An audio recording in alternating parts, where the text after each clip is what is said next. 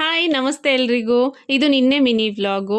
ನಮ್ಮ ಮನೆಯಲ್ಲಿ ಯೂಶಲ್ ಆಗಿ ಅಮಾವಾಸ್ಯೆ ದಿನನೇ ಲಕ್ಷ್ಮಿನ ಕೂರಿಸಿ ಪೂಜೆನ ಮಾಡಿಬಿಡ್ತೀವಿ. ಸೋಮವಾರ ಸಂಜೆ ಒಳ್ಳೆ ಟೈಮ್ ಇತ್ತಲ್ವಾ, ಹಾಗಾಗಿ ಪೂಜೆ ಮಾಡ್ಕೊಂಬಿಡೋಣ ಅಂತ ಹೇಳಿ ಬೆಳಿಗ್ಗೆಯಿಂದನೇ ಪ್ರಿಪ್ರೇಷನ್ನ ಸ್ಟಾರ್ಟ್ ಮಾಡ್ಕೊಂಡಿದ್ದೆ.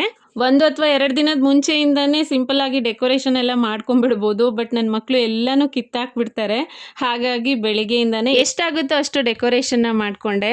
ಬಟ್ ಸಿಂಪಲ್ ಆಗಾದರೂ ತುಂಬಾ ಚೆನ್ನಾಗಾಗಿತ್ತು ಪ್ರತಿಯೊಂದು ಡೆಕೋರೇಷನ್ ಕೂಡ. ನಾವು ಮನೆಯಲ್ಲಿ ಏನೇ ಡೆಕೋರೇಷನ್ ಮಾಡ್ತೀವಿ ಅಂದರೂ ಕೂಡ ಬಾಗಿಲಿಗೆ ಈ ಮಾವಿನ ತೋರಣ ಹಾಕಿದ್ರೆ ಬರೋ ಅಂಥ ಹಬ್ಬದ ಕಳೆ ಬೇರೆ ಏನು ಮಾಡಿದ್ರೂ ಬರಲ್ಲ ಅನಿಸುತ್ತೆ ಅಲ್ವಾ. ಒಂದು ಸೈಡಲ್ಲಿ ನೈವೇದ್ಯಕ್ಕೆ ರೆಡಿ ಮಾಡ್ತಾನೆ ಈ ಡೆಕೋರೇಷನ್ನು ಮತ್ತು ರಂಗೋಲಿ ಪಾರ್ಟ್ ಎಲ್ಲ ಮುಗಿಸ್ಕೊಂಡೆ.